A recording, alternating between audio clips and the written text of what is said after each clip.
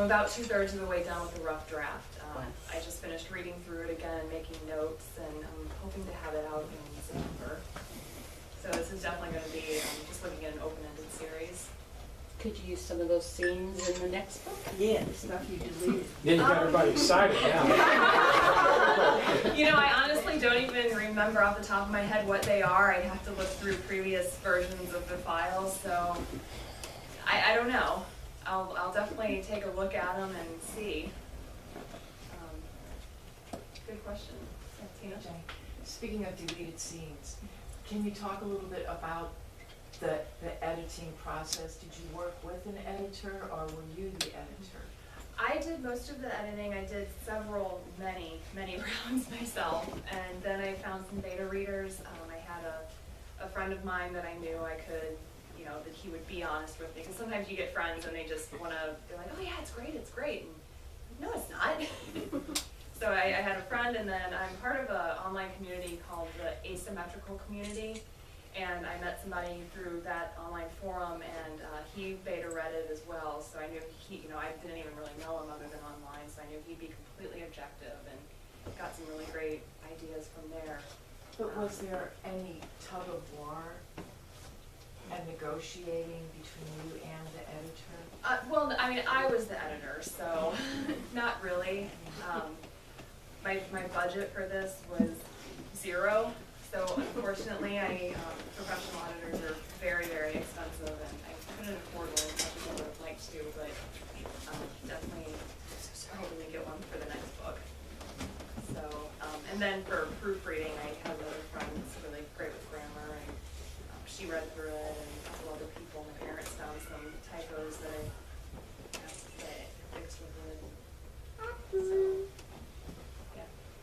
Were there any characters in recent popular literature that maybe informed how you wrote this heroine? Things maybe you seized upon or avoided completely because of past characterizations in popular novels in the past? Not consciously. I'm a really big fan of vampire novels, and I don't think I would, at least right now, I don't have any plans to ever write a vampire story, just because there's so much out there, and I just kind of feel like I'm not really sure what I could bring to it that would be different. That's what I've read, so I'm not sure I can make it very original of my own.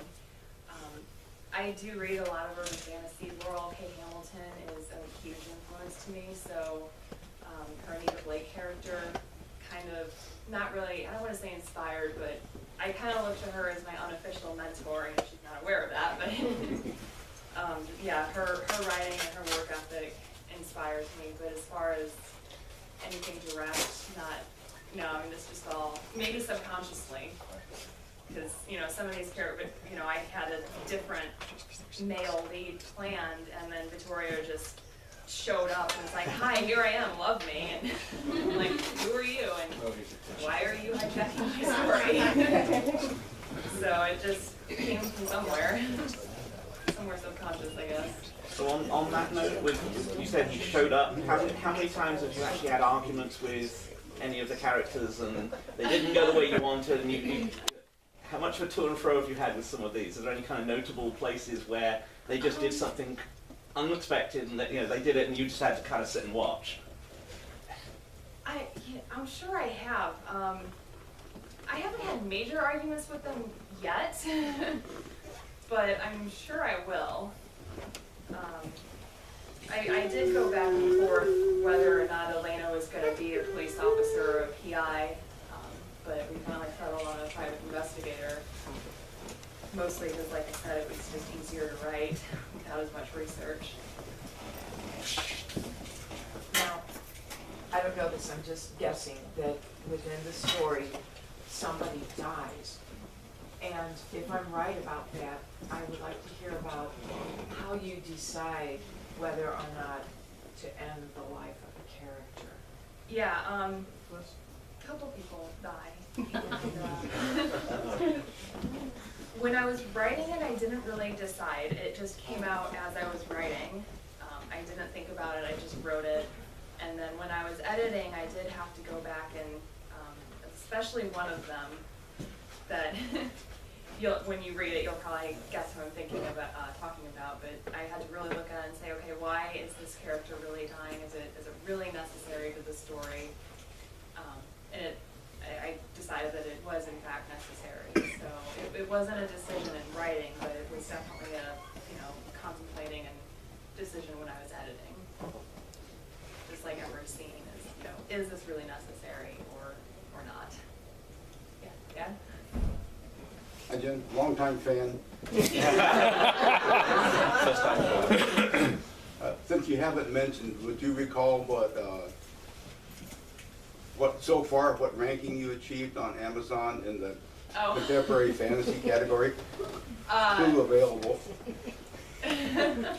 Yeah, when I had the free promo going the first couple of days, Amazon has rankings in every subgenre, and they've got their top 100 paid and their top 100 free list. And when it was free, I hit number 2 on the top 100 free contemporary fantasy. So that was pretty exciting. And I think it hit 6, what was it, 8? Number 8 or 9 or... It was in the top 10 of the top free paranormal romance. So that was really exciting to see those numbers. Did you choose your own subgenres, or did they? Yeah, when you upload it to Amazon, you choose. I think if you don't, they'll choose something at random, and I saw a book that was listed under children's fiction that was very much not a children's book. It was a very, gritty, kind of violent, post-apocalyptic. It's not. So you definitely want to choose your own. You don't want Amazon to guess. Any other questions? Okay, well, we're going to do the signing downstairs. There are paperbacks available to buy at the desk. Right now? They're $10 each. And again, if you can make it to Blueberry Hill afterwards, I'd love to see you. I don't know if they're from the